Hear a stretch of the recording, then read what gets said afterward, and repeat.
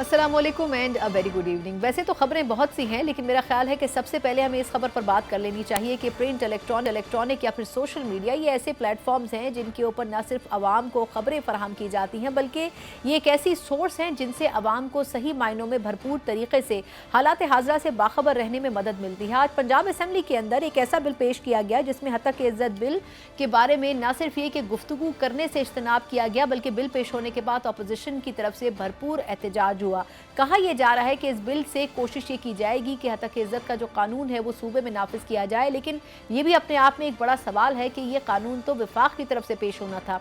आज विफाक की तरफ से भी ये कहा गया कि ऐसा ही डिजिटल मीडिया के हवाले से एक कानून इस वक्त अंडर प्रोसेस है, जिसको राना सनाउल्लाह साहब एक कमेटी की सूरत में हेड कर रहे हैं, लेकिन देखना यह होगा कि तमाम स्टेक होल्डर्स को क्या इस हवाले से एतमाद में भी लिया जा रहा है या फिर नहीं। इसी के ऊपर बात करने के लिए मेरे साथ इस वक्त मौजूद है टेलीफोन लाइन के ऊपर सीनियर सहाफी और तजियाकार नसरुल्लाह मलिक साहब। मलिक साहब, सर ये फरमाइएगा कि आज पंजाब असेंबली में बड़ी अजीब सी सूरत हाल रही कि हतक इज्जत कानून का जो बिल है वो पेश हुआ, फिर उसके ऊपर सहाफ़ियों की तरफ से एहतजाजी वॉकआउट भी किया गया, लेकिन सर क्या आपको लगता है कि इसमें प्रिंट, इलेक्ट्रॉनिक, सोशल मीडिया इतनी बड़ी बड़ी डोमेन्स को शामिल तो कर दिया गया, लेकिन क्या उनको एतमाद में लिया गया और अब तवक्कात ये है कि विफाक के अंदर भी ऐसा कोई बिल लाया जाएगा? शुक्रिया सना। देखिए हमें तो ये समझ नहीं आती कि हुकूमत की इतनी जल्दी क्या है। हुकूमत स्टेक होल्डर्स के साथ बातचीत करे, उनके साथ मुज़ाकरात करे, ऑन बोर्ड करे, और फिर वफाक और पंजाब के अंदर एक ही जमात की हुकूमत है। अगर वफाक में वो कोई बिल लाना चाह रहे हैं और उसको पंजाब में उसके बाद ले आते तो कोई लॉजिक समझ आती कि चलें किसी तरह कोई अगर कानून साजी की जरूरत महसूस की जा रही है तो उसको की जाना चाहिए। लेकिन जो है फौरी तौर पर पहले पंजाब में बगैर किसी मुशावरत के बिल तैयार कर लिया गया, किसी से नहीं पूछा गया, फिर आज बिल पेश भी कर दिया गया। और बिल का मकसद क्या है? क्या आप आज़ादी इज़हार राय को दबाना चाहते हैं या आप फेक न्यूज़ को रोकना चाहते हैं? फेक न्यूज़ के खिलाफ हम सब हैं। कोई मीडिया इंडस्ट्री में बैठे हुए जो जर्नलिस्ट हैं वो इस बात के हमायती नहीं है कि फेक न्यूज़ के जरिए एक पैनिक सोसाइटी के अंदर क्रिएट किया जाए। लेकिन फेक न्यूज़ खत्म करने की आड़ में अगर आप साथियों का गला दबाना चाहते हैं, आप अपने खिलाफ होने वाली बातचीत रोकना चाहते हैं, तो मैं समझता हूँ ये हुकूमत जो है वो फिर गलत रवश पर चल निकली है। जब तक ये जो है वो स्टेक होल्डर, जिसमें मीडिया स्टेक होल्डर है, जर्नलिस्ट स्टेक होल्डर्स है, एंकर स्टेक होल्डर्स हैं, उनसे अगर बातचीत न की जाए और चंद एक साथियों से अगर मिलकर ये समझते हैं कि हम इस कानून को पास करवा लेंगे तो सारे लोग उसको मान जाएंगे, मैं समझता हूँ ऐसा नहीं होगा। इनके लिए मुश्किलात बढ़ेंगी और हुकूमत को तो ये चाहिए। खासतौर पर देखें, पीपल्स पार्टी जो है वो हमेशा से आप ये क्रेडिट पीपल्स पार्टी को दें कि वो जो है आज़ादी इज़हार राय के हवाले से उनकी सोच थोड़ी सी मुख्तलिफ है बाकी सियासी जमातों से, तो पीपल्स पार्टी को भी अपना किरदार अदा करना चाहिए। मुस्लिम लीग नून को समझना चाहिए कि इस किस्म की कानून साजी और इतनी जल्दी में कानून साजी से वैसे ही आपके बारे में शकूक व शुबहात पैदा हो जाते हैं। क्या फर्क पड़ता है अगर 4 दिन इसको डिले कर लिया जाए, इसमें मुशावरत मुकम्मल कर ली जाए, इसमें कहीं खामियां इसको दुरुस्त कर लिया जाए। और अगर अच्छी बात है आप फेक न्यूज़ को रोकने के लिए, प्रोपेगेंडे को रोकने के लिए या जो सोसाइटी के अंदर एक बहरान पैदा करने के लिए जो खबरें दी जाती हैं उसको रोकना चाहिए, हम सब साथ देंगे। नहीं, लेकिन नसरुल्लाह साहब, माजरत आपकी बात काट रही हूँ, लेकिन सर ये बड़ी अजीब सी बात नहीं है कि पहले आपने सूबे में ये बिल पेश कर दिया, वो भी एक सूबे में, और अब आप अगर आजम नजीर तारड़ साहब की प्रेस कॉन्फ्रेंस आप सुन सके हो तो उन्होंने कहा कि डिजिटल मीडिया के ऊपर हम कानून साजी कर रहे हैं और उसके ऊपर राना सनाउल्लाह साहब की सरबराही में एक कमेटी बनाई गई है। अब वो सिर्फ अगर डिजिटल मीडिया पर कर रहे हैं तो प्रिंट और इलेक्ट्रॉनिक पे कौन करेगा? विफाक में ऐसी कोई बिल या कानून साजी नहीं हुई, एक सूबे में हो रही है, तो क्या वजह एक खास सूबे को क्यों खाली टारगेट किया जा रहा है? देखिए यही मसला है ना। कल पीपल्स पार्टी सिंध के अंदर कोई बिल ले आती है, वो इससे मुतादम होता है जो पंजाब के अंदर बिल मंजूर होता है। कल केपी के अंदर पीटीआई अपना बिल ले आती है, वो अगर मुतादम होता है पंजाब वाले बिल से, वफाक की जो है बिल से, तो फिर आप कैसे फैसला कर पाएंगे कि ये जो कानून साजी की जा रही है ये किस तरीके से इसके ऊपर इम्प्लीमेंट हो पाएगा? बिल्कुल ठीक। अच्छा, आखिरी सवाल नसरुल्लाह साहब, सर एक तरफ हम ये देख रहे हैं कि हुकूमतें प्रेशर बिल्डअप कर रही हैं मीडिया के ऊपर, दूसरी तरफ सर अदालतों से भी कोई अच्छी वाइब्स नहीं आ रही है मीडिया के लिए। आपको याद होगा फैसल वाडा साहब और मुस्तफ़ा कमाल साहब की जो प्रेस कॉन्फ्रेंसेज दिखाई गई, उसके ऊपर भी हमने ये देखा कि एक स्टेज के ऊपर अदालत उज़्मा ने जो हुक्मनामा जारी किया है हफ्ते के रोज़, उसमें उन्होंने बड़ा स्पेसिफिकली कहा कि जो इस किस्म का मवाद नशर करेगा मीडिया चैनल, वो भी तौहीन अदालत का मुर्तकिब होगा। सर अब ये फरमाएगा कि अब मीडिया चैनल किस तरह इसको कंट्रोल करेगा कि जो बंदा प्रेस कॉन्फ्रेंस कर रहा है वो क्या कहने जा रहा है, किसके ऊपर इशारा कर रहा है? क्या आपके ख्याल में दोनों जानिब से अब जो प्रेशर है वो मीडिया के ऊपर ही बिल्डअप करने की कोशिश हो रही है? देखिए मैं समझता हूँ ये भी एक बड़ा मुश्किल मरला है कि अगर आप एक बंदा प्रेस कॉन्फ्रेंस कर रहा है, जो खिताब कर रहा है, कोई मुबहम किस्म की गुफ्तगू कर रहा है, अब उसको म्यूट करें तो पब्लिक हमें गालियां देती है कि जी देखिए आपने हिम्मत नहीं है, आपने हमारी प्रेस कॉन्फ्रेंस चलाई, सियासी जमातें दबाव बढ़ाती हैं कि आपने हमारी प्रेस कॉन्फ्रेंस काट दी, आपने आवाज़ म्यूट कर दी, और अदलिया कहती है कि उसको चलाना नहीं चाहिए, आप रिप्रोड्यूस नहीं कर सकते। यानी ये तो चारों तरफ से लगता ये है कि मीडिया को ही घेरा जा रहा है। भाई आप कानून साजी करें, सियासतदान जो है वो बातचीत करते हुए सलीके और शुआर के साथ बात करें, वो जो ऐसे अल्फाज है उनका चुनाव करे ताकि ये उस पर कोई ऐसी चीज़ भी ना हो सके कोर्ट्स को जो है वो बुलाना पड़े किसी को। लेकिन मुझे लगता ये है कि तमाम इदारे ये समझते हैं कि मीडिया जो है बस उसी के हवाले से कानून साजी करें, उन्हीं को रास्ता रोकें, उनको बात करने की आज़ादी ना हो। हम कतल किसी फेक न्यूज़ प्रोपेगेंडा के हक में नहीं है, ना हम रियासती इदारों के खिलाफ किसी मुहिम के हक में है, लेकिन इसका मतलब हरगिज नहीं है कि आप बिल्कुल आवाज को दबा दें और जो मेरिट पे बात की जाती है, जो तनकीद की जाती है, आप उसका रास्ता रोकने की कोशिश करें। बिल्कुल ठीक, बहुत बहुत शुक्रिया नसरुल्लाह मलिक साहब, सीनियर सहाफ़ी और तज्ज़ियात थे। यकीनन एक अहम तरीन बिल इसको कंसिडर किया जा सकता है, चाहे अगर आज़ादी इजहार की बात की जाए या फिर पाकिस्तान में ये किस हवाले से और किस हद तक आज़ादी मौजूद है। लेकिन ये भी बड़ी अजीब सी बात है कि विफाक की सतह से ये बिल पेश होने के बजाय पहले सिर्फ सूबा पंजाब की तरफ से पेश हुआ है, और अगर दूसरे सूबों की तरफ से इस पर वाज़े एतराज़ात आते हैं तो क्या ये बिल बाकी सूबों में भी नाफिजुल अमल होगा या फिर इसमें मजीद अमेंडमेंट्स की जाएंगी? एक ऐसी बहस है जो कि ला हासिल होती हुई दिखाई दे रही है। एक मुख्तसर वक्फा, उसके बाद हम बात करने जा रहे हैं IMF से पाकिस्तान का मुआहिदा, लेकिन उससे पहले बजट जैसा एक सफ़ेद हाथी पाकिस्तान के पास मौजूद है, और अगर बजट सही मायनों में IMF की तवक्कात के बराबर नहीं उतरता तो फिर बड़ा मुश्किल होगा पाकिस्तान के लिए IMF से अगला मुआहिदा करना। इसके ऊपर बात करेंगे एक ब्रेक के बाद। ब्रेक के बाद एक बार फिर आपको खुशामदीद कहते हैं। एक तरफ हम ये देख रहे हैं कि IMF से मुज़ाकरात हतमी शक्ल की तरफ जा रहे हैं, दूसरी तरफ हुकूमत की तरफ से भी अब ये ग्रीन सिग्नल दे दिया गया है कि अपने बुनियादी अखराजात में बड़ी वाज़े कमी की जाएगी। अब ये दावे तो हम कई सालों से सुनते आ रहे हैं कि हुकूमत की तरफ से यकीनन ये कोशिश की जाती है कि न सिर्फ अखराजात में कमी की जाए बल्कि ख़ास तौर पर तरक्याती मनसूबों के ऊपर छुरी चलाई जाती है। लेकिन उसके साथ ये भी देखने में आया है कि 40-40 और 50 रुकनी काबीनाएँ भी तश्कील दी जाती रही हैं। इस मरतबा की जो हुकूमत है वो भी एक कोएलिशन गवर्नमेंट है, और अब देखना ये होगा कि क्या वाकई जो फैसले वो करेंगे उसमें उनकी दीगर इत्तेहादी जमातें जिनकी सबसे बड़ी तरजीह कुर्सी और इख्तिदार होता है, क्या वो इन तमाम तर तरजीहात को फॉलो कर सकेंगी और अपना सकेंगी? ये एक बड़ा टास्क होगा। दूसरी तरफ ये कि बजट के आने के हवाले से इस वक्त पहले ही ये बातें गर्दिश कर चुकी हैं कि IMF से मुज़ाकरात में ये भी देखा जाएगा कि बजट में कितना रिलीफ देने की गुंजाइश मौजूद है, और आया वाकई अगर नए टैक्सेस या दीगर सख्त शराइत आयद करनी है या फिर एक अवाम दोस्त बजट ना होने का जो एक तरह से पहले से प्रेडिक्शन किया जा रहा है, अगर वो दुरुस्त साबित होता है तो इस हुकूमत के लिए पूरा अगला एक साल चलाना कैसे मुमकिन हो सकेगा, ये भी एक बड़ा चैलेंज है। ये ज़रूर है कि महंगाई में पिछले कुछ हफ्तों में बड़ी वाज़े कमी आई है, लेकिन ये भी देखने से ताल्लुक़ रखता है कि इसके असरात देरपा होंगे या सिर्फ ख़ास तौर पर कुछ अरसे के लिए इन नंबर्स को हेरा फेरी के जरिए आवाम के सामने और कागज़ों में ये इख्तियार किया गया है कि महंगाई में वाज़े कमी है। तमाम वो इशारियाँ जो कि ये साबित करेंगे कि आया हुकूमत लॉन्ग टर्म पॉलिसी की तरफ जा रही है या फिर ये शॉर्ट टर्म पॉलिसी है। इसी पूरे मामले के ऊपर बात करने के लिए मौजूद है ना सिर्फ सीनियर सहाफ़ी हैं बल्कि माशी तज्ज़ियाकार हैं, शहबाज राना साहब मेरे साथ मौजूद है। शहबाज साहब, बहुत शुक्रिया सर आपके कीमती वक्त के लिए। सर, कभी कभी आपसे शर्फ होता है हमें बात करने का। ये फरमाइएगा कि ये एक बड़ा चैलेंज ज़रूर है हुकूमत के लिए कि अपने अखराजात में कटौती करें, और IMF की बहुत सी शराइत में से एक वाज़ेह शर्त ये भी है। लेकिन सर, ये जो बात की जा रही है कि हम अपने एक्सपेंसेस को कम करेंगे और उसका एक पूरा प्लान पेश किया गया है, हुकूमत के लिए प्रैक्टिकली कितना फीजिबल होगा ये करना? जी, बिस्मिल्लाहिर्रहमानिर्रहीम। बहुत शुक्रिया आपने मुझे मौका दिया, बुलाया। देखिए, इस वक्त अगर बजट की बात करें तो हुकूमत के पास कोई इतनी चॉइसेस नहीं होती जहाँ पे ये अपने अखराजात में कमी कर सके। अगले साल का जो एक मतवक्के बजट है तकरीबन 18,000 अरब रुपए का, उसमें अगर 9,700 अरब रुपया सिर्फ कर्ज़ों के ऊपर सूद की अदायगी में जाएगा, जो कि अगले बजट का तकरीबन 53% बनता है, और आपका जो अगले साल का जो टैक्स हदफ होगा उसका मोर देन 80% ये बनेगा, तो फिर पीछे किसी भी हुकूमत के पास क्या चॉइस बाकी रह जाती है। अब हुकूमत को अगर IMF एक साइड के ऊपर कहता है जी कि आप अपने अखराजात में कमी करें, तो दूसरी तरफ जो IMF है वही जो है पाकिस्तान को शरह सूद में कमी करने की इजाज़त नहीं दे रहा। तो जब तक शरह सूद में कमी नहीं होगी, जो कर्ज़ों के ऊपर सूद का बिल है 9,700 अरब अगले साल का एस्टिमेटेड अगर जो नंबर आ रहा है उसमें कमी नहीं होगी, तो हुकूमत के पास रिलीफ देने का या वैसे खर्चे कम करने की कोई गुंजाइश नहीं होगी। दूसरा जो बड़ा खर्चा होता है वो आपका दिफा के ऊपर होता है। तो अगर 9,700 अरब रुपये आप दे देते हैं इसके ऊपर, कर्ज़ों के ऊपर सूद की अदायगी के ऊपर, इसके अलावा फिर कुछ तकरीबन अगर 2,100 अरब रुपया दिफा खुराक के ऊपर चला जाता है, कोई 1000 अरब रुपया पेंशन है जो अगेन आपके लाजमी अखराजात है, 1000 अरब रुपए का अगर तरक्याती बजट हो जाता है और कोई फिर बचे क्या सर 900 850 अरब रुपए का, तो फिर बच्चे, मैं वो ये बड़े नंबर्स बता रहा हूँ, हुकूमत खर्चे कहाँ से कम करे। तो ये बड़ा एक प्रैक्टिकल चीज़ लगती है। एक जो चीज़ पॉसिबल हो सकती है जिसके ऊपर हुकूमत काम भी कर रही है, हुकूमत कुछ वजारतें जो है वो ख़त्म करने जा रही है।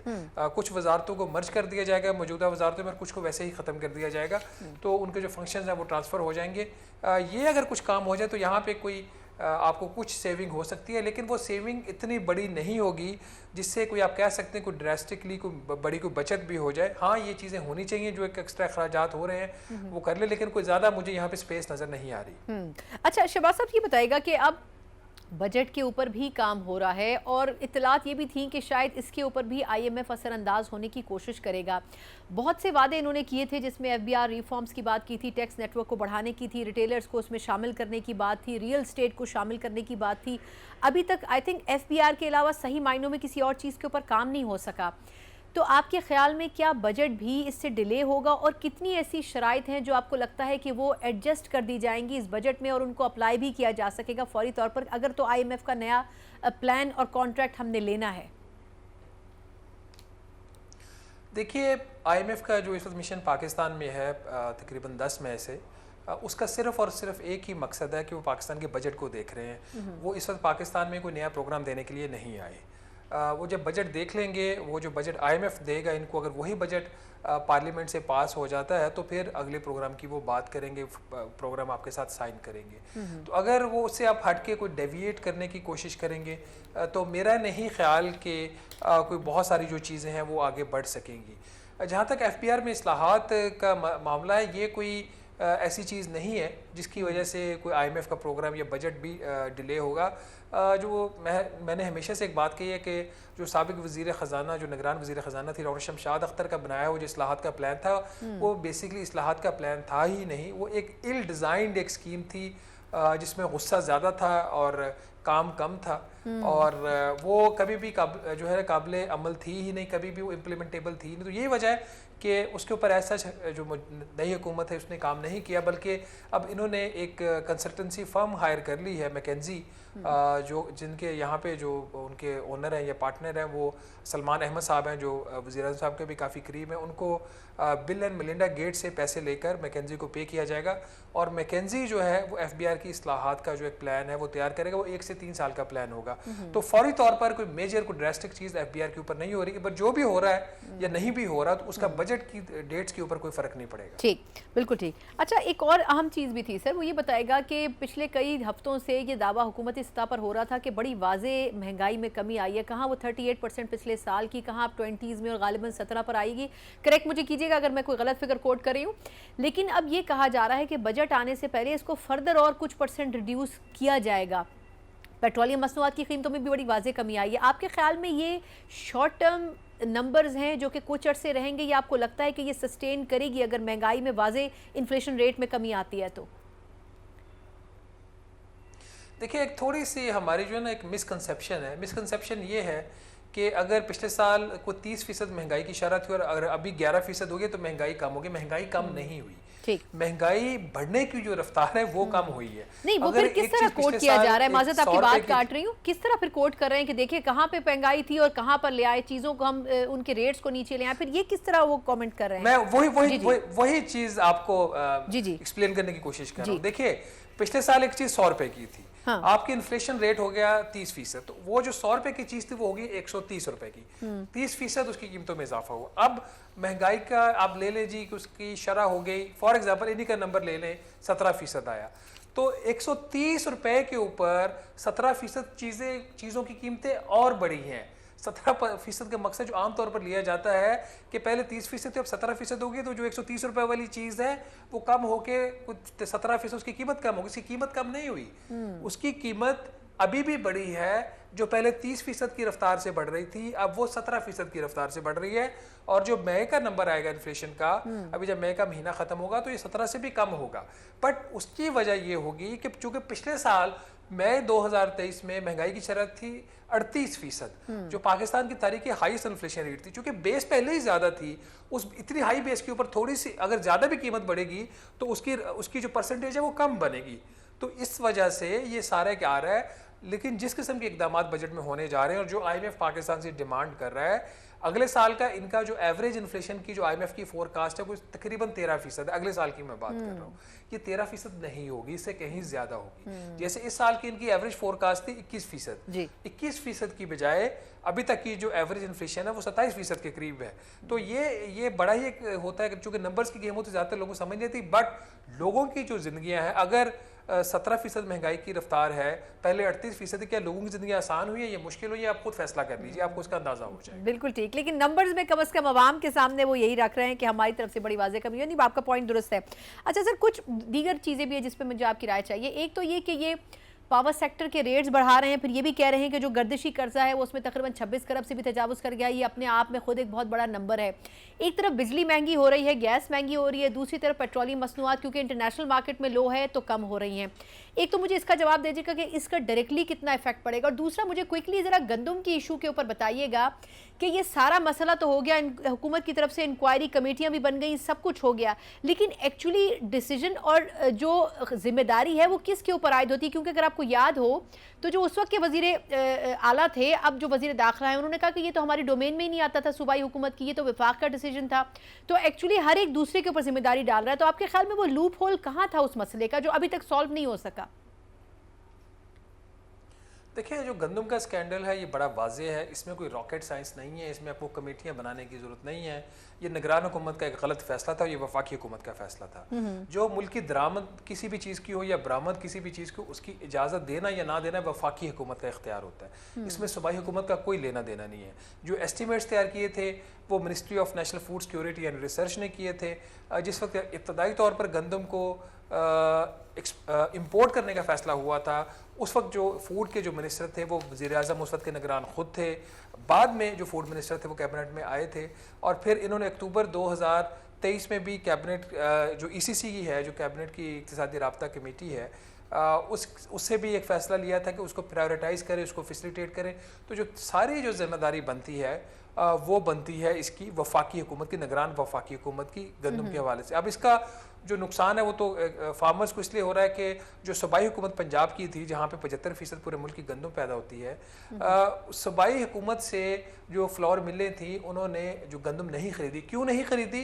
क्योंकि उन्होंने बाहर से सस्ती गंदम जो है वफाकी हुकूमत के साथ मिलकर इम्पोर्ट कर ली उन्होंने। तो अब जो सूबाई हुकूमत है वो क्या करे? क्या जो उसके पास पहले कुछ 16 से 18 लाख मेट्रिक टन के जो ज़खायर पड़े उसके ऊपर और उधार लेकर, कर्ज लेकर वो और गंदम खरीद ले, तो फिर वो तो उनके लिए फाइनेंशियली सस्टेनेबल नहीं था। तो अब इसमें जो ज़्यादा प्रॉब्लम है वो इस एंड के ऊपर है। जो कमेटी बनी हुई है जो गंदम के स्कैंडल के हवाले से, वो सिर्फ ये चीज़ देखने के लिए बनी थी कि ये जो नई हुकूमत आई है PMLN की, इसके दौर में गंदम जो है वो कैसे इंपोर्ट होगी। तो उसका जवाब ये है, जो इंक्वायरी रिपोर्ट में आया है वो ये है कि जी जो जहाज़ पाकिस्तान लंगर अंदाज हुए 31 मार्च तक, उससे जो गंदम अनलोड हुई, ऑफलोड हुई, वो होती रही, अप्रैल में भी होती रही और मई में भी होती रही है। तो यही वजह है कि वो जो उसके जो नंबर्स हैं ऑफिशियल, वो रिफ्लेक्ट हो रहे हैं इस हुकूमत के टाइम के ऊपर। बिल्कुल सही, बिल्कुल सही। अच्छा सर, वक्त खत्म हो चुका है, लेकिन अगर मुझे क्विकली आप मुख्तसरन जवाब दे दें कि एक इकोनॉमिक एडवाइजरी काउंसिल वज़ीर आज़म साहब ने बनाई है, सर ये बताएगा कि काउंसिल्स और कमेटियाँ वो बहुत बना रहे हैं, लेकिन एक्चुअली आपके ख्याल में प्रैक्टिकल मेजर्स कितने ज़रूरी हैं और क्या वो हो पा रहे हैं नई हुकूमत के आने के बाद? अगर मुख्तसरन मुझे इस पर कॉमेंट दे दें। देखिए, एक कानून है पब्लिक फाइनेंस मैनेजमेंट एक्ट, जिसके तहत 10 मई तक बजट स्ट्रेटजी पेपर की मंजूरी वफाकी काबीना से ली जानी होती है। तो वजारत ख़जाना ने वफाकी काबीना से 10 मई तक मंजूरी इसलिए नहीं ली क्योंकि पहले IMF ने बजट देखना था, पास करना था, अप्रूव करना था, फिर वफाकी काबीना के सामने पेश होना। तो जब वफाकी काबीना की कोई हैसियत नहीं है IMF के आगे, तो इकनॉमिक एडवाइजरी काउंसिल क्या कर लेगी? ठीक है, वो प्राइम मिनिस्टर साहब के दोस्त है, सारे ज़ाती, उनको उन्होंने कैबिनेट उनके एक काउंसिल में लाके बैठा लिया, उससे कोई फ़र्क नहीं पड़ता। बिल्कुल ठीक, बहुत बहुत शुक्रिया शहबाज राना साहब। बड़े सादे जो पाकिस्तान की मईशत की असल तस्वीर है, उन्होंने बड़े ज़बरदस्त तरीके से इसकी तस्वीर कशी की है, और देखना ये होगा कि इस हुकूमत के लिए अब आने वाले हफ्तों में इस बजट के बाद क्या IMF वाकई मुज़ाकरात के लिए निगोसिएशंस का ग्रीन सिग्नल देता है या फिर नहीं देता है? एक मुख्तसर वक्फा, उसके बाद हम बात करने जा रहे हैं पाकिस्तान तहरीक इंसाफ के जो कलीदी रहनुमा हैं उनके केसेस के हवाले से। PTI का तो ये क्लेम है कि अब खान साहब के केसेस आहिस्ता आहिस्ता कमज़ोर पड़ते जा रहे हैं, लेकिन क्या वाकई आईनी और कानूनी तौर पर कुछ नए केसेस ऐसे हैं जो कि पाइपलाइन में हैं, वो किस हद तक PTI के लिए मुश्किल साबित होंगे? इसके ऊपर बात करेंगे एक ब्रेक के बाद। ब्रेक के बाद एक बार फिर आपको खुशामदीद कहते हैं। एक तरफ हर गुजरते दिन के साथ पाकिस्तान तहरीक इंसाफ को ये लगता है कि PTI के जो बानी कायद हैं उनके केसेस आहिस्ता आहिस्ता अपनी मौत आप मर रहे हैं, लेकिन दूसरी तरफ ये लगता है कि दूसरी पार्टी ये चाहती ही नहीं है कि पाकिस्तान तहरीक इंसाफ के कायद जेल की सलाखों से बाहर आएँ या फिर कुछ न कुछ नए केसेस की सूरत में यकीनन उनके रास्ते में आता जाता है। पहले ये कहा जा रहा था कि 190 मिलियन पाउंड केस, जिसमें बड़ी पेशरफ पिछले हफ्ते सामने आई थी और उससे पहले तोशा खाना के हवाले से भी खान साहब को जमानत मिल गई थी, लेकिन प्रैक्टिकल ग्राउंड के ऊपर खान साहब जेल की सलाखों से बाहर नहीं आ सके थे। अब देखना यह होगा कि इत्तलात के मुताबिक इमरान खान साहब के खिलाफ एक नया तोशा खाना केस भी खुलने जा रहा है और इसके अलावा टेरियन केस के हवाले से भी ये कहा जा रहा है कि वो केस भी आने वाले कुछ वक्त में समाअत के लिए लगने वाला है। अब देखना यह होगा एक मरतबा फिर कि इन तमाम केसेस के साथ क्या ये कोशिश की जा रही है कि जो दबाव है वो पाकिस्तान तहरीक इंसाफ के ऊपर रखा जा सके, और खासतौर पर एक ऐसे वक्त में जबकि PTI बारहा ये कह चुकी है कि मुज़ाकरात करने के लिए भी तैयार है, इदारों के साथ हों या चाहे वो सियासी जमातें जो कि असूली मौक़िफ़ के साथ मुज़ाकरात की टेबल पर आएंगी, उनके साथ बातचीत के दरवाजे खुले हैं। लेकिन ये भी देखना होगा कि क्या वाकई PTI सिर्फ इदारों पर एतमाद करती है या मौजूदा हुकूमत पर। ये वो तमाम चैलेंजेस और मसाइल हैं जिनका सामना इस वक्त पाकिस्तान तहरीक इंसाफ कर रही है, और इसी पर बात करने के लिए हमारे साथ PTI के सीनियर रहनुमा सेनेटर ओन अब्बास भप्पी साहब। ओन अब्बास साहब से बहुत शुक्रिया आपके कीमती वक्त का, और बहुत शुक्रिया इस बात का कि आप पहली मरतबा प्रोग्राम में आपने हमें वक्त दिया है। सर ये बताइएगा कि एक तरफ PTI कुछ अर्सा पहले ये कह रही थी कि जो बड़े केसेस हैं वो उनमें कोई जान नहीं है, और फिर उसके बाद हमने देखा कि 190 मिलियन पाउंड का जो केस था और तोशा खाना का जो केस था उनमें जमानतें भी हुई, लेकिन अब देख रहे हैं कि कुछ मजीद नए केसेस पाइपलाइन में आ रहे हैं। एक नया तोशा खाना का केस फाइल होने जा रहा है और कुछ दीगर केसेस को भी मोबिलाइज किया जा रहा है। तो क्या साइट ऑफ रिलीफ पैदा नहीं होती नजर आ रही है आपको PTI के लिए? पहले तो शुक्रिया अपने शो में बुलाने का। देखिए मैडम, इससे पहले अगर आपको सिर्फ याद हो कि तोशा खाना या निकाह का केस हो या टेरियन केस हो, है तो सारे पॉलिटिकल लीवरेज्ड केसेस, इसमें कोई चीज मौजूद तो नहीं है। अब टेरियन का केसेस जो है ये 2 जजेस का फैसला पहले मौजूद कि मेंटेनेबल ही नहीं है, यानी कि उस केस को सुनना, उस अदालत ने कहा कि इसको सुना नहीं जा सकता, लेकिन उठाने का मकसद क्या है? सिर्फ खान साहब को प्रेशराइज करना। अब सबको पता है प्रेशराइज क्यों किया जा रहा है। जब निकाह का केस आया था सबने सोचा यार खान साहब की जो निकाह इसको गैर शरई करार दे दी है, शायद इलेक्शन 8 फरवरी में ना लोग कहेंगे देखा इसका तो निकाह ही मौजूद नहीं।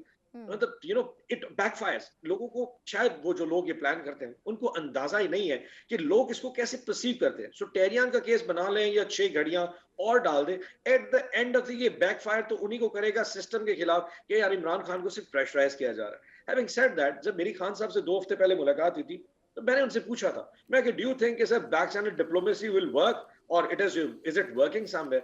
It was very clear. उन्होंने कहा यार at the end of the day they really want me out of the system. वो यही चाहे ना कि मैं सियासत छोड़ दूं या मुल्क से बाहर चले जाऊं। That is not my cup of tea. Exact love say I would rather die in fact to compromise with them. So जहां एक शख्स इतना प्रिंसिपल स्टैंड लेके खड़ा हो, ऑब्वियसली उसके लिए इस तरह के केसेस अब मैटर नहीं करते। आप 3 नहीं, 4 नहीं, 100 नहीं, 200 500 केस बना दें, जब तक वो अडियाला में he is behind the prison. हम तो वैसे दीवार के साथ लगे हुए हैं। सो अगर हमसे मुज़ाकरात भी कोई नहीं करना चाह रहा, हम पे केसेस भी आप बनाना चाह रहे हैं, अगर आपको सूट करता है या सिस्टम को सूट करता है और पाकिस्तान की इकोनॉमी बहुत फ्लरिश कर रही है, पाकिस्तान की जो डेमोक्रेटिक एक भौंस आपने बचा के एक इम्पोज्ड गवर्नमेंट हमारे सर पे बिठा दी गई है, अगर वो पाकिस्तानी लोगों को सूट कर रही है, परफॉर्म कर रही है, फाबिया। लेकिन अगर ये सिस्टम कल को बैठ गया और आपकी इतनी बावजूद, इतनी स्ट्रेंथ देने के बावजूद सिस्टम अपने पांव पे नहीं खड़ा हुआ, तो एक टाइम पे आपको रियलाइज करना पड़ेगा the only way out is Imran Khan. मतलब आजकल के इस दौर में with economic so much uncertainty, there is only one person people can trust on. आपका बिजनेस कॉन्फिडेंस, आपका, अगर आपको याद हो कि शहबाज शरीफ से मुलाकात में चंद सनतकारों ने कहा था the way to success is in Adiala jail too. So जब नेगोशिएशन होनी चाहिए, मुज़ाकरात। अच्छा, लेकिन ओन अब्बास साहब, सर मुझे माजरत आपकी बात काट रही हूँ, लेकिन सर ये फरमाइएगा कि बातचीत करनी चाहिए, लेकिन उसके लिए फिर दरवाजे भी खोलने चाहिए। अगर खान साहब एक ही सांस में ये कह दें कि मैं मुज़ाकरात भी करना चाहता हूँ लेकिन मैं सिर्फ इदारों से करना चाहता हूँ, तो सर फिर ये बड़ा मुश्किल होगा कि आप हुकूमत को बिल्कुल नज़रअंदाज करके उन्हीं इदारों पर जिन पर आप क्रिटिसाइज कर रहे हैं उन्हीं के साथ मुज़ाकरात करें। क्या ये अच्छा हो कि अगर आप पॉलिटिकल सिस्टम को इन्वॉल्व कर लें सर डायलॉग में? अच्छा, पॉलिटिकल सिस्टम में जो लोग हैं इसमें दो इश्यूज हैं। जो पॉलिटिकल सिस्टम में लोग हैं एट द एंड वो बेनिफिशियरी हैं। इस पूरी गेम के बेनिफिशियरी कौन है? पीपल्स पार्टी, नून लीग, एमक्यूएम, जितनी भी पॉलिटिकल पार्टीज हैं जिन्होंने सारे माल को आपस में बांट लिया। बलोचान तुम्हारा, सिंध हमारा, पंजाब हमारा, फेडरल हमारा। सो आपस में जो बेनिफिशियरी है वो हमसे बात क्यों करेगा? देखिए, दो लोग आपस में बैठ के बात करते हैं। जो पीटीआई बात करती है पॉलिटिकल लोगों से, तो यकीनन पीटीआई गेन करेगी, वो लूज करेंगे। व्हाई वुड दे अपना पाए का शेयर हमको क्यों देंगे? सो एट द एंड जो लोग इनको सपोर्ट कर रहे हैं और जिनकी मर्जी के बगैर ये किसी से बात नहीं कर सकते, तो बात तो नहीं से करनी पड़ेगी। एंड वो मुझे किसी नून लीग के दोस्त ने कहा था कि प्रिजनर्स डायलेमा, कि हम चाहते हैं तुमसे बात करें लेकिन हमें डर है कि जब तुमसे बात करेंगे एक हमारी सपोर्ट चली जाएगी और दूसरा ये ना तुम आपस में जब तुम्हारा आपस में लव अफेयर शुरू हो जाए, हम बाहर हो जाए। सो हमारे इस पूरे गेम में लूजिंग एंड के ऊपर वो पॉलिटिकल पार्टीज नहीं होंगी अगर हम गेन करेंगे। Why would they talk to us? So system में जो लोग इनको सपोर्ट कर रहे हैं, जिनकी वजह से ये सिस्टम में खड़े, जब तक की आबादी होगी हमसे बात भी नहीं करेंगे। ये तो एक डर है ना कि जी हमसे कोई बात नहीं करना चाह रहा। भाई आपके पास बात करने की ताकत है। Can you agree to something जो आप हमसे कमिट करें? Can you move on? No one can, because इस सर किसी मुझे सिस्टम मुझे में मुझे एक सवाल की इजाजत है। आप दुरुस्त कह रहे हैं। अब ये फरमाएगा कि अगर तो आपको अगर याद हो कुछ दिन पहले डीजीआईएसपीआर ने प्रेस कॉन्फ्रेंस जो की बड़ी तफसीली, उसमें उन्होंने दो चीज़ें वाज़ेह की कि एक तो 9 मई के जो असल मुल्जिमान हैं उनको सज़ा मिले। दूसरा उन्होंने ये भी कहा कि हम मुज़ाकरात करने वालों में से नहीं, मतलब उनकी गुफ्तगू का जो मफहूम था वो ये था कि हुकूमत से मुज़ाकरात या सियासी जमातों से किए जाएँ, हमसे मुज़ाकरात करने का कोई ऑप्शन मौजूद नहीं है। एक तो ये कि उसके बाद क्या पीटीआई की पॉलिसी में कोई तब्दीली आई है या गौर गौस हुआ है कि अल्टीमेटली किससे डायलॉग करना है। दूसरा सर, अगर आप नवाज शरीफ साहब की गुज़िश्ता हफ्ते की गुफ्तगू सुन सके हों तो उन्होंने एक स्टेटमेंट दिया था।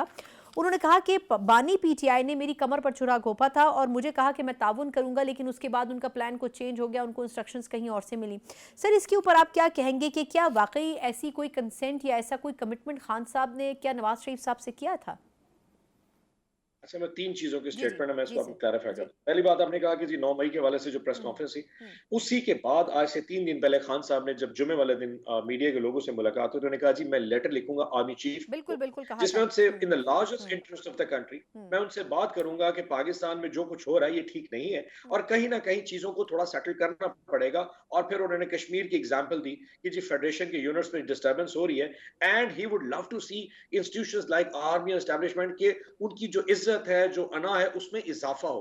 Because as a true patriot Pakistani believes there has कुछ ना कुछ इसमें करना पड़ेगा। सो हमारी स्टेटमेंट आज भी वही है, हम आज भी बात करना चाह रहे हैं। अगर कोई हमसे बात नहीं करना चाह रही है, वो समझते हैं कि अभी बात की जरूरत नहीं है, सूनर लेटर उनको भी रियलाइज हो जाएगा there has to be a midway solution जो आपको पीटीआई से बात करनी पड़ेगी। This is number 1। नंबर 2, जो नवाज साहब ने कहा था, अगर आप देखें वो बेसिकली नवाज शरीफ क्यों कर रहा था, 3-4 मैसेजेस थे। Number 1, he was trying to get कि वो जो एंटी एस्टैब्लिशमेंट नैरेटिव है वो जानबूझ के पुराना एंटी एस्टैब्लिशमेंट नैरेटिव को उठा के आज पुराने सौदे को बेचना चाह रहे हैं कि भाई सारा एंटी एस्टैब्लिशमेंट पीटीआई के पास नहीं जा रहा, कुछ शेयर मुझे भी दे दो। That was number 1।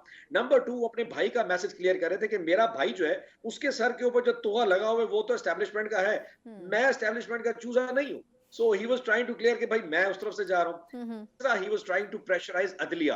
उनको लग रहा था कि कहीं शायद पीटीआई को जुडिशियल सिस्टम से जो स्पेस मिल रही है, मुज़ाहिर नकवी का नाम लेना, अरशद सिद्दीकी की बात करना, दैट ऑल, शौकत सिद्दीकी की बात करना, दैट ऑल शोन कि वो अपना एक प्रेशर जुडिशरी में बिल्ड करना चाह रहे हैं कि मैं अगर उस सुप्रीम कोर्ट के जस्टिस का नाम लेके उसको गंदा कर सकता हूँ तो तुम में से अगर किसी ने इमरान खान को साइफर इधर उधर स्पेस देने की कोशिश की तो मैं तुम्हें भी गंदा करूंगा। ये 3-4। अब चौथे आपका सवाल आ गया कि जी इमरान खान साहब 2014 के धरने की जो इश्यूज हैं ये इनको आज याद आ रहे हैं।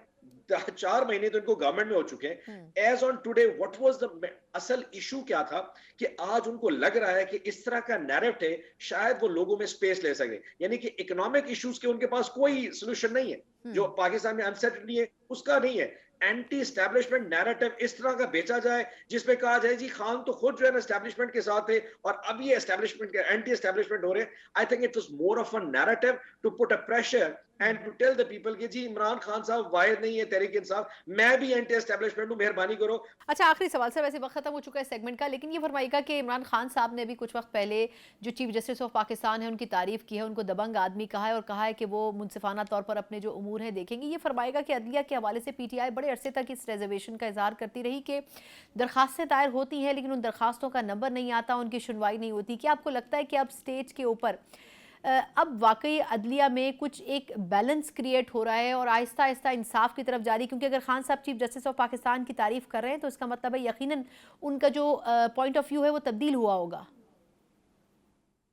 अच्छा, हम इस हवाले से हमेशा से हमारी ओपिनियन रही है कि एट द एंड हमें कोई स्पेस मिली है तो अदलिया से मिलनी है। आज जस्टिस जहांगीरी की अगर आपको स्टेटमेंट याद हो तो उन्होंने पूछा कि क्या तुम हल्फ दे सकते हो, इलेक्शन कमीशन और नुमाइंदों से पूछा क्या तुम हल्फ दे सकते हो ये जो फॉर्म 47 और फॉर्म 45 का चक्कर है, इसमें आपने पीटीआई के वोट को नून लीग के वोट में नहीं लिखा। हम में और नून लीग में जो डिफरेंस है वो फैसलों के ऊपर तनकीद नहीं करते, वो जजों पे तनकीद करते। हमारा कभी भी नहीं, फायजीसा साहब के हवाले से खान साहब हमेशा से कहते रह गए कि उसमें जो जो उनके फैसले थे उस पर उनको इश्यूज हो सकते हैं, उनकी जात के हवाले से कभी भी इशू नहीं रहा। अब जब आज से 4 दिन पहले लाइव स्ट्रीमिंग का केस है तो हमारा जो तनकीद थी हमारी ओवरऑल सोशल मीडिया की पीटीआई कि आपने अगर खान साहब को बुला लिया तो सुन लें what he has to say about it. So हमारी तनकीद में और दूसरों की तनकीद में फर्क याद रखिएगा, हम कभी किसी की जात पे नहीं जाएंगे। नवाज शरीफ ने जस्टिस मुजाहिर नकवी का नाम लिया, इससे पहले जस्टिस खोसा का नाम लेते रह गए। ये जिस तरह की जो माइंडसेट है, हम कम से कम उस माइंडसेट के लोग नहीं है। हम रिस्पेक्ट करते हैं और तनकीद हमारा जायज है कि वो हम करते रहेंगे। बिल्कुल ठीक, बहुत बहुत शुक्रिया सेनेटर अब्बास भट्टी साहब सर आपके कीमती वक्त के लिए। यकीनन तहरीक इंसाफ का बड़ा एक वाज़ेह मौक़िफ़ है और दूसरा केसेस के हवाले से हो, चाहे हुकूमत की पॉलिसी हो या फिर मुज़ाकरात हो, उसके ऊपर जो पीटीआई का माजी का स्टांस है तकरीबन वही स्टांस अब भी कायम है। एक मुख्तसर वक्फा, उसके बाद बात करने जा रहे हैं ईरान के हवाले से जो अफसोसनाक वाक़या हेलीकॉप्टर हादसे की सूरत में पेश आया। पाकिस्तान की तरफ से एक रोज़ा सोग का भी ऐलान किया गया। इस पर मज़ीद बात करेंगे एक ब्रेक के बाद। ब्रेक के बाद एक बार फिर आपको खुशामदीद कहते हैं और सेगमेंट में बात करने जा रहे हैं ईरान के हवाले से जो अफसोसनाक वाक़या एक रोज़ पहले पेश आया है। जो ईरान के सदर थे इब्राहिम रईसी साहब और उनके साथ जो दीगर रुफ़क़ा हेलीकॉप्टर में सवार थे, बिला आखिर ये पता चल गया कि वो हेलीकॉप्टर ना सिर्फ क्रैश हुआ बल्कि उन तमाम शख्सियात में से कोई भी जाबर नहीं हो सका। इंतहाई अफसोस का दिन है और पाकिस्तान में इस हवाले से एक रोज़ा सोग का भी ऐलान किया गया है। अब देखना ये होगा कि आया इस हवाले से जो कंट्रोवर्सी क्रिएट करने की कोशिश की जा रही है, एक तरफ अमेरिका को इल्ज़ाम दिया जा रहा है, दूसरी तरफ इसराइल की तरफ से ये बयान आया कि इस वाक़े में इसराइल किसी तौर भी मुलव्विस नहीं है। अब देखना होगा कि सियासी तौर पर आलमी मंजरनामे में ये वाक़या किस किस्म के असरात मुरतब करता है। इसी के ऊपर बात करने के लिए मेरे साथ मौजूद हैं पीर मंसूर अहमद खान साहब। मंसूर साहब, बहुत शुक्रिया सर आपके कीमती वक्त के लिए। सर ये बताइएगा कि इसमें तो कोई दो राय नहीं है कि बड़ा अफसोसनाक वाक़या है, लेकिन एक तो ये कि इस वाक़े के और फाइनली ये पता चलने से पहले कि इस वाक़े में कोई भी जाबर नहीं हो सका, एक अलग तनकीद और कंट्रोवर्सी शुरू हो गई कि इस वाक़े में इसराइल मुलव्विस हो सकता है, अमेरिका मुलव्विस हो सकता है, ख़ुद ईरान से इस किस्म के बयानात आ रहे हैं। अब कंडेम तो इसको सब लोग कर रहे हैं, लेकिन आपके ख्याल में आलमी सतह पर ये कैसा इम्पैक्ट डालेगा ये इंसिडेंट? देखिए, बहुत ही अफसोसनाक वाक़या है जिस तरह आपने भी जिक्र किया और इस वाक़े की एक बहुत सिग्निफिकेंस है, बहुत इसके देरीना असरात रोनुमा होंगे इलाके की पॉलिटिक्स पे। ईरान के जो रिलेशंस हैं ऑलरेडी वेस्टर्न कंट्रीज से, यूनाइटेड स्टेट्स से, इजराइल से बहुत कशीदा हैं। मिडिल ईस्ट में जो गुज़िश्ता चंद माह से या एक साल ही होने को आ रहा है जो सूरत हाल है, उस पर पूरी इस्लामी दुनिया को बहुत तशवीश है। ईरान ने उस पर बहुत ही एक हमागीर किस्म का स्टैंड अडॉप्ट किया था और बड़ी एग्रेसिव पोजीशन ली थी। मुसलमान जो गजा के जो में जो जुल्म हो रहा है, जो जेनोसाइड की फेवर उसको कंडेम करने में और उस गजा के मुसलमानों की फेवर में बहुत सख्त पोजीशन लेता रहा है ईरान। तो उस लिहाज से ये जो अब जो इसकी जो जब तक इसकी वाकई की पूरी इन्वेस्टिगेशन ना हो जाए उस तक ये कहना तो बहुत मुश्किल होगा किसी भी फरीक की तरफ, अमेरिका की तरफ या इजराइल की तरफ इल्जाम तराशी करना। लेकिन ऑफ कोर्स इसे ईरानियन एजेंसीज भी इन्वेस्टिगेट करेंगी, इसको दूसरे ममालिक की एजेंसीज भी इन्वेस्टिगेट करेंगी, देखेंगी किसमें क्या क्या मुहर्रकात थे। लेकिन उन सब से हटकर मेरा ख्याल है कि बहुत ज्यादा इम्पोर्टेंट है पाकिस्तान और ईरान के लिए अपने ताल्लुकात के ऊपर तवज्जो देना। इब्राहिम रईसी साहब मरहूम सदर जो हैं, वो आखिरी विजिट जो उनकी किसी भी मुल्क की वो पाकिस्तान की हुई थी ये जो कि उन्होंने अजरबैजान के प्रेसिडेंट से वहां जाके मुलाकात किया बॉर्डर पे, इसके अलावा जो लेटेस्ट विजिट थी उनकी पाकिस्तान की थी, और वो भी कुछ टेंशन्स के बाद हुई थी, और उसमें सदर साहब ने, इब्राहिम रईसी साहब ने, और उनकी उनकी जो हुकूमत थी उसने बड़ा रोल प्ले किया था कि पाकिस्तान के साथ टेंशन्स को किसी तरह खत्म किया जाए। तो मेरा ख्याल है पाकिस्तान के लिए भी बहुत जरूरी है कि ईरान एक हमसाया मुल्क है, और हमें आइंदा जो भी उनकी हुकूमत आए वो अभी कुछ टाइम लेंगे, जब अपने अगले इलेक्शन की तरफ जाएंगे और जो भी उनके सिस्टम में वो अब की सूरत हाल बनेगी। पॉलिसी में कोई बड़ी चेंजेस की तवक्को नहीं है, लेकिन हमारे लिए बहुत जरूरी है कि एक तो हम रीजन के हवाले से उनसे कोऑर्डिनेट करें, कोऑपरेट करें, और अपने बायलैटरल रिलेशंस में जो बॉर्डर पे ये जो तनाज़ात हो जाते हैं टेररिस्ट ग्रुप से मुतालिक, इनको भी बाहमी मुशावरत के जरिए, डायलॉग के जरिए हल करने की। अच्छा मंसूर साहब, सर ये भी फरमाइएगा कि आलमी सतह पर तो यकीनन इसका इम्पैक्ट होगा, लेकिन अगर मुझे मुख्तसरन बता सकें कि इसराइल के हवाले से, और ख़ास तौर पर गज़ा इंसिडेंट आपने ख़ुद भी हवाला दिया, तो उसमें ईरान पे बड़ी उंगलियां उठाई गई थी। आपको लगता है कि क्या ऐसी अगर कोई कॉन्स्पिरेसी होती है और उसको फर्दर अगर इन्वेस्टिगेट भी किया जाता है, तो जिस तरह इसराइल ने स्टेटमेंट जारी कर दिया है, अमेरिका की तरफ से भी इस किस्म का कोई स्टेटमेंट आना चाहिए? और दूसरा ये कि जो बाकी मुस्लिम उम्मा है इस इंसिडेंट के बाद बज़ाहिर वो एक जगह नज़र आती है, तुर्की, सऊदी अरब, पाकिस्तान, इस किस्म के दीगर ममालिक ने जिस तरह इस वाक़े के बाद अफसोस का इजहार किया, इस वाक़े में फ़र्दर इन्वेस्टिगेट करने के लिए ताउन की बात की, तो आपको लगता है कि इससे कम अज़ कम गाज़ा जैसे इशू के ऊपर ये तमाम आलमी बरादरी यकसू हो कि हम आवाज़ हो सकेगी कि प्रेशर बिल्डअप किया जाए? देखिए, ईरान ने और इजराइल ने आपस में बहुत एक दूसरे के साथ गुज़िश्ता कई माह के दौरान एग्रेसिव पोस्चरिंग की, और अटैक भी हुए। ये ईरान की जो दमस्कस में, शाम में जो कौंसल खाना था उसके ऊपर अटैक हुआ। ईरान ने जवाबन जो है इजराइल के अंदर भी मिसाइल अटैक किया, और काफी टेंस एनवायरनमेंट थी, काफी एस्केलेशन हो गई थी दोनों के दरमियान। ये जो वाकया हुआ, इससे नेचुरली ईरान के अंदर ये एक आवाजें आई कि ये शायद इजराइल की तरफ से ही कोई प्लान किया गया है, या अमेरिका को भी इसमें मोरद इल्जाम ठहराया गया। लेकिन मेरा ख्याल है कि अभी जब तक इसकी इन्वेस्टिगेशन ना हो जाए। अच्छा मंसूर साहब, मैं सर आपसे एक और इशू के ऊपर आपका कमेंट चाहूंगी। सर, किर्गिस्तान के हवाले से पिछले चंद रोज में इतनी टेलीविजन चैनल्स के ऊपर गुफ्तगू होती रही, फिर ये कि पाकिस्तानी हुकूमत वहाँ जो उस मुल्क में हमारे सफ़ीर तैनात हैं उनके ऊपर बड़ी तनकीद हुई, जिस तरह दो ग्रुपों में आपसी तसादुम हुआ उसको कंट्रोल नहीं कर सकी वहाँ की लोकल गवर्नमेंट, चले वो एक इंटरनल उनका इशू था। सर ये फरमाएगा कि जो क्रिटिसिज्म का एक बड़ा हिस्सा है वो इस पर भी था कि पाकिस्तानी तालिब इल्मों के साथ किसी ने कोऑपरेट नहीं किया, उनकी बात नहीं सुनी गई, उनको एड्रेस नहीं किया गया, उनको फैसिलिटेशन नहीं प्रोवाइड की गई। आपके ख्याल में सर वो आपको खामी कहाँ नज़र आती है इस पूरे प्रोसेस में? क्योंकि बाद में वज़ीर आज़म साहब भी इसमें इंटरवीन कर गए, बाद में केपी हुकूमत की तरफ से भी ये इल्ज़ाम आया कि पाकिस्तानी हुकूमत ढंग से ये इस इशू को नहीं टेकअप कर सकी। आपके ख्याल में गलती कहाँ हुई है सर? देखिए, मेरे ख्याल में बुनियादी तौर पे जो मामला था वो तो किर्गिस्तान के अंदर उनकी जो इंटरनल अथॉरिटीज हैं वो इस मामले को कंट्रोल नहीं कर सकी वक्त पे। तो मेरा ख्याल है एक बहुत मुनज़्ज़म लाहे अमल की जरूरत है। जब ये इतने तलबा आपके बाहर जा रहे हैं, उसमें लड़के भी हैं, लड़कियां भी हैं, तो इसलिए बहुत ही जरूरी है कि हुकूमत जो एजुकेशन डिप्लोमेसी है, एजुकेशन अटैशीज हर जगह अपॉइंट किए जाएं, इस पे हमें खर्चा करने की जरूरत है, क्योंकि ये लोग हमारा एसेट हैं। बहुत बहुत शुक्रिया मंसूर अहमद खान साहब, साबिक सफ़ीर हमारे साथ मौजूद थे। यकीनन पाकिस्तानी सिफारत खाने के हवाले से किर्गिस्तान में जितना फ़ाल होने की ज़रूरत थी उतना ये फ़ाल नहीं हो सका, और इसी वजह से वहाँ पर मौजूद तालिब इल्मों को मुश्किलात का सामना करना पड़ा। इसी नोट के साथ प्रोग्राम से मुझे इजाज़त दीजिए। अल्लाह हाफ़िज़।